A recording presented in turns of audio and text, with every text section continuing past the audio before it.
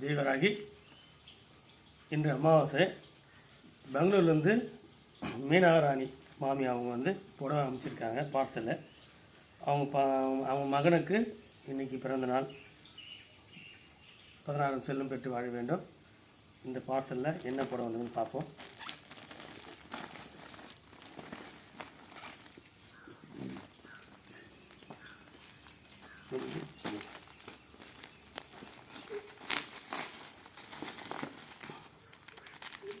மஞ்சள் அமைச்சிருக்காங்க,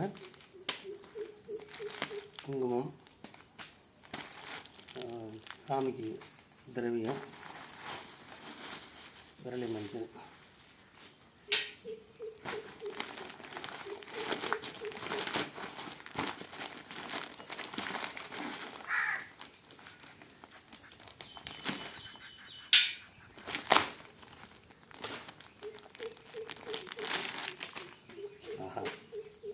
அதிகமாக